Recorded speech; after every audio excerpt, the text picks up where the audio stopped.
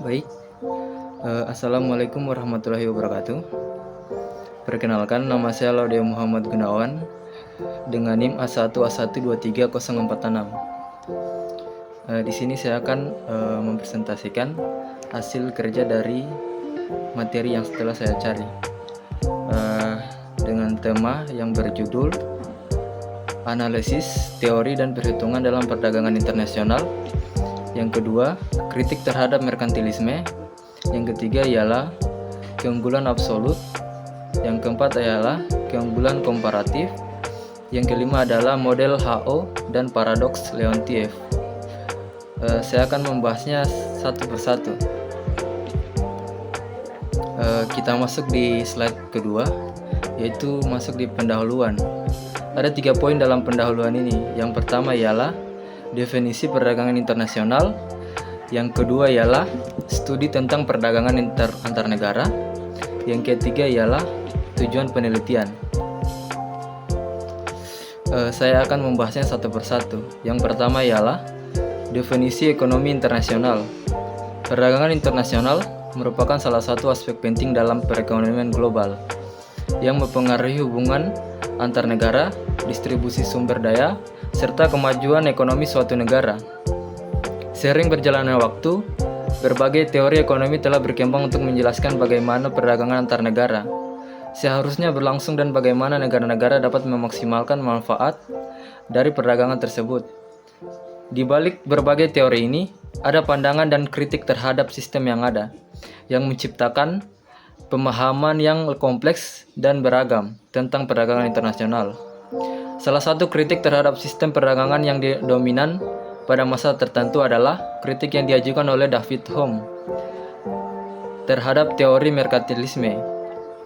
Pada abad ke-16 hingga abad ke-18, merkantilisme menjadi pandangan yang diterima luas dalam perdagangan yang berfokus pada akumulasi kekayaan berupa logam atau dalam artian emas dan perak. Dalam pandangan merkantilisme, kekayaan suatu negara hanya bisa diukur dengan peningkatan cadangan emas dan perak yang diperoleh melalui neraca perdagangan yang menguntungkan, yakni dengan cara mengekspor lebih banyak daripada mengimpor. David Hume dalam kritiknya terhadap teori merkantilisme menyatakan bahwa pandangan ini terlalu sempit dan tidak mencerminkan prinsip dasar perekonomian yang lebih luas, yaitu produksi dan konsumsi barang yang efisien. Hume menunjukkan bahwa peningkatan cadangan logam mulia tidak selalu mencerminkan peningkatan kekayaan yang sejati, karena pada akhirnya akan ada penurunan harga akibat akumulasi emas yang dapat mengganggu keseimbangan ekonomi. Oleh karena itu, kritik David Hume menentang pandangan merkantilisme yang sangat mengutamakan surplus perdagangan dan menekankan pada pentingnya memperhatikan dinamika pasar serta aliran barang dan jasa dalam perdagangan internasional. Yang kedua ialah studi tentang perdagangan antar negara. Adam Smith memberikan perspektif yang lebih luas tentang bagaimana perdagangan internasional dapat membawa manfaat bagi negara-negara yang terlibat. Smith dalam karyanya The Wealth of Nations pada tahun 1776 mengajukan konsep keunggulan absolut yang menyatakan bahwa setiap negara sebaiknya memfokuskan sumber daya produksinya pada barang yang dapat diproduksi dengan biaya paling rendah dibandingkan dengan negara lain. Dengan demikian, negara akan lebih efisien dalam menghasilkan barang yang menjadi keunggulannya, dan keuntungan ini dapat dimanfaatkan melalui perdagangan internasional. Smith berpendapat bahwa dengan spesialisasi dalam produksi barang yang dimiliki, keunggulan absolut negara akan mendapatkan keuntungan yang lebih besar. Yang ketiga ialah tujuan penelitian. Ada 5 poin. Yang pertama, untuk mengetahui kritik David Hume terhadap pandangan merkantilisme tentang perdagangan internasional. Yang kedua, untuk mengetahui keunggulan absolut Adam Smith dalam perdagangan internasional. Yang ketiga, untuk mengetahui keunggulan komparatif dalam perdagangan internasional. Yang keempat, untuk mengetahui perdagangan internasional berdasarkan model HO dan penerapannya. Yang kelima, untuk mengetahui Leontief dalam perdagangan internasional. Selanjutnya, kita masuk di slide yang kedua, yang berjudul Kritik David Hume terhadap merkantilisme. Ada 2 poin di dalam kritik ini. Yang pertama ialah merkantilisme fokus pada akumulasi logam mulia. Yang kedua ialah kritik Hume, akumulasi berlebihan menyebabkan inflasi. Saya akan membahasnya satu persatu. Yang pertama ialah merkantilisme fokus pada akumulasi logam mulia. Jadi merkantilisme ini adalah sebuah paradigma ekonomi yang muncul di Eropa pada akhir abad ke-16 menjadi dominan hingga abad yang ke-18. Teori ini berfokus pada ide bahwa kekuatan suatu negara diukur melalui akumulasi kekayaan, yang khususnya dalam bentuk emas dan perak. Dalam konteks perdagangan internasional, merkantilisme mendorong negara untuk mencapai surplus perdagangan, yaitu situasi di mana nilai ekspor melebihi nilai impor. Hal ini dianggap sebagai krusial karena kekayaan yang terkumpul dari surplus perdagangan diyakini dapat memperkuat posisi politik dan militer suatu negara. Pemerintah memiliki peran sentral dalam sistem merkantilisme. Mereka diharapkan untuk mengatur dan mengintervensi ekonomi dengan cara mendukung industri dalam negeri. Salah satu cara yang umum dilakukan adalah dengan menerapkan tarif tinggi pada barang-barang impor sehingga produk lokal menjadi lebih kompetitif di pasar domestik. Kebijakan proteksionis ini bertujuan untuk melindungi pengusaha dan pekerja dari persaingan luar yang dianggap merugikan serta untuk mendorong pertumbuhan industri lokal yang dapat menyuplai barang-barang yang sebelumnya diimpor. Yang kedua ialah kritik Hume atau akumulasi berlebihan menyebabkan inflasi.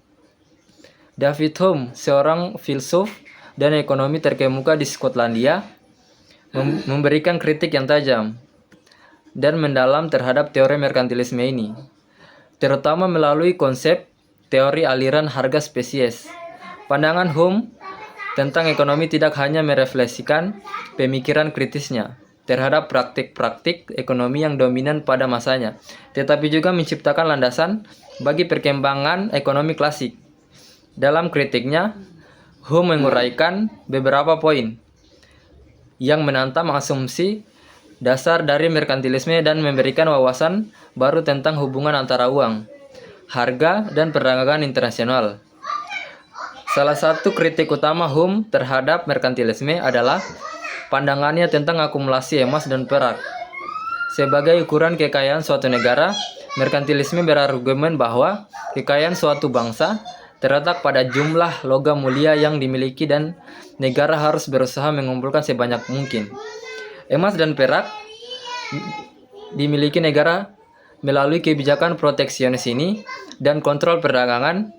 Namun Hume berpendapat bahwa kekayaan sejati tidak terletak pada sejumlah logam, melainkan pada kemampuan suatu negara untuk memproduksi barang dan jasa yang berguna bagi masyarakat.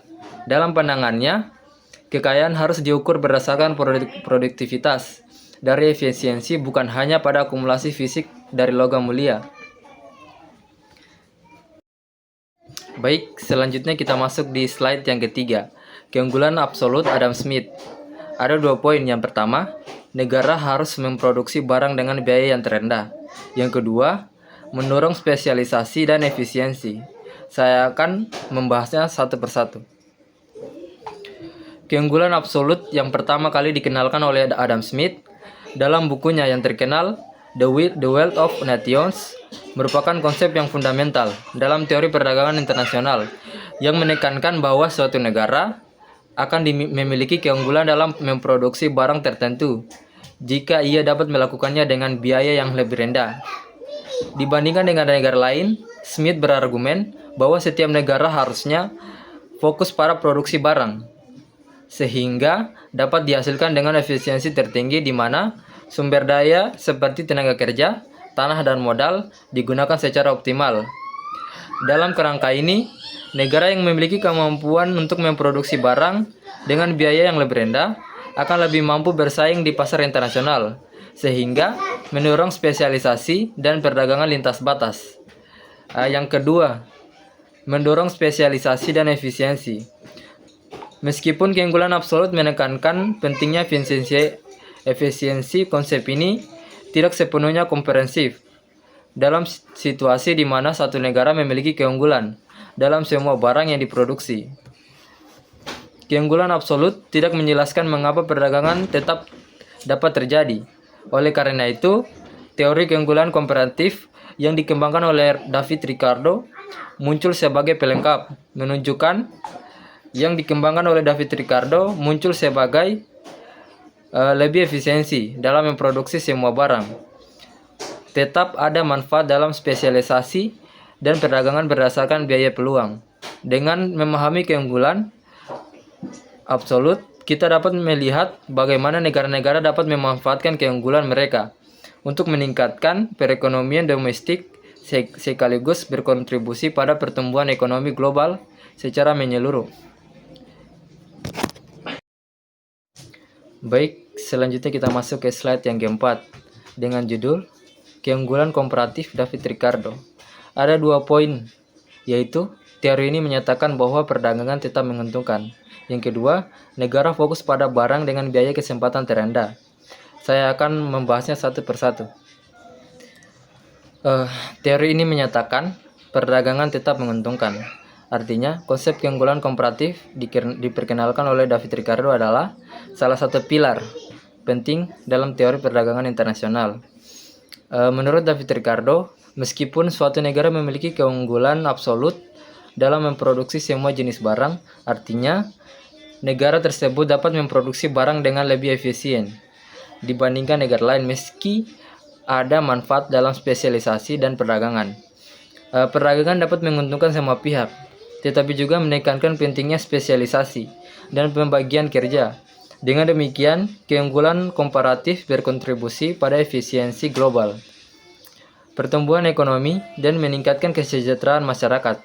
Prinsip ini menjadi dasar bagi banyak kebijakan perdagangan modern dan mendorong negara-negara untuk berpartisipasi dalam jaringan perdagangan internasional yang dapat gilirannya mendorong pertumbuhan ekonomi global. Yang kedua, negara fokus pada barang dengan biaya kesempatan terendah. Maksudnya, David Ricardo menjelaskan bahwa setiap negara harus lebih fokus pada produksi barang yang dapat mereka hasilkan dengan biaya oportunitas. Biaya oportunitas adalah alternatif teknik terbaik yang harus ditentukan untuk mendapatkan sesuatu. Dengan demikian, jika negara A lebih efisiensi dalam memproduksi barang X dibandingkan barang Y, dengan negara B sebaliknya. Contohnya, jika negara A dapat memproduksi 10 unit barang X atau 5 barang unit Y, sedangkan negara B dapat memproduksi 6 unit barang X atau 3 unit barang Y, maka negara A memiliki keunggulan komparatif dalam memproduksi barang X, sementara negara B memiliki keunggulan dalam memproduksi barang Y. Dengan berdagang, kedua negara dapat menikmati lebih banyak barang daripada jika mereka mencoba untuk memproduksi semuanya sendiri. Baik, berikutnya kita masuk ke slide yang kelima, yang berjudul Model Heckscher-Ohlin atau biasa kita sebut dengan HO. Ada 2 poin. Yang pertama, pola perdagangan berdasarkan faktor produksi. Yang kedua ialah negara kaya tenaga kerja mengekspor barang padat tenaga kerja. Saya akan membahasnya satu persatu. Yang pertama, pola perdagangan berdasarkan faktor produksi. Faktor produksi dan barang yang dihasilkan, setiap barang memiliki kombinasi spesifik dari faktor produksi yang dibutuhkan, yang dapat bervariasi dari satu barang ke barang lainnya. Dengan perdagangan internasional, permintaan terhadap faktor tertentu akan meningkat, yang dapat mempengaruhi harga dan pendapatan pemilik faktor tersebut. Misalnya, ketika sebuah negara meningkatkan ekspor barang berbasis tenaga kerja, kita dapat mengharapkan peningkatan upah tenaga kerja di sektor tersebut yang disebut sebagai teorema Stolper-Samuelson. Teori HO beroperasi dalam konteks keseimbangan umum, yang berarti bahwa interaksi antara berbagai pasar dalam ekonomi akan saling mempengaruhi. Dengan demikian, teori ini hanya menjelaskan pola perdagangan global. Yang kedua ialah negara kaya tenaga kerja mengekspor barang padat tenaga kerja. Teori HO adalah salah satu kerangka analisis dalam perdagangan internasional yang menyoroti peran faktor produksi yang menekankan pola perdagangan antar negara. Menurut teori ini, faktor produksi utama adalah tenaga kerja, modal, berperan penting dalam membentuk keunggulan suatu negara. Negara akan cenderung mengekspor barang yang memanfaatkan faktor produksi yang melimpah dan relatif murah, sementara barang yang memerlukan faktor produksi yang langka dan mahal akan diimpor. Misalnya, sebuah negara dengan banyak tenaga kerja murah akan lebih cenderung mengekspor barang yang intensif dalam penggunaan tenaga kerja, seperti pakaian atau barang manufaktur ringan.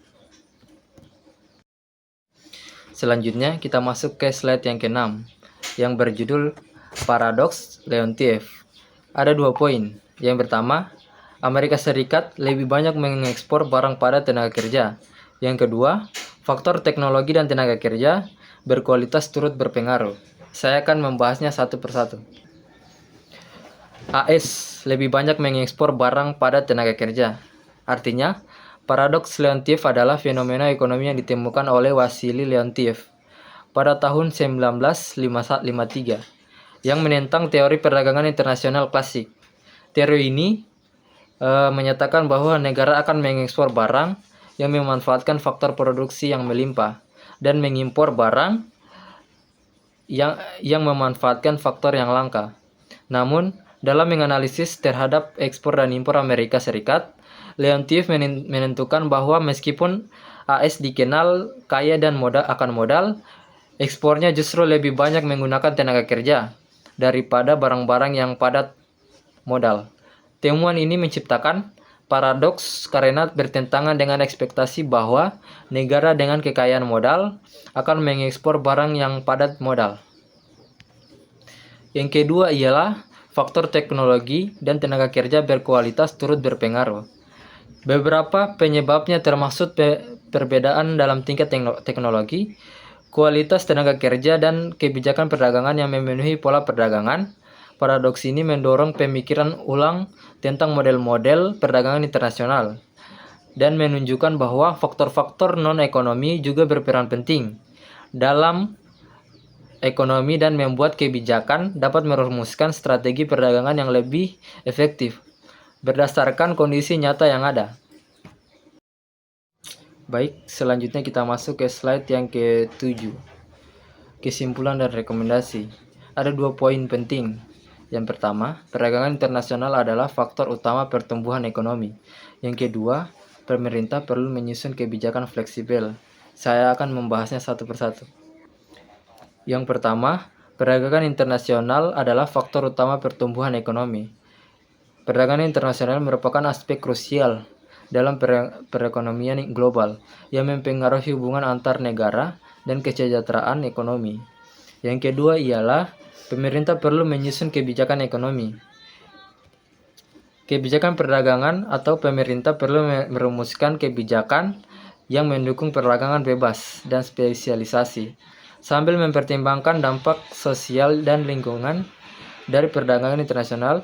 Kerjasama internasional negara perlu memperkuat kerjasama dalam menghadapi tantangan global, seperti perubahan iklim dan ketidakstabilan ekonomi, yang dapat mempengaruhi pola perdagangan. Evaluasi model ekonomi.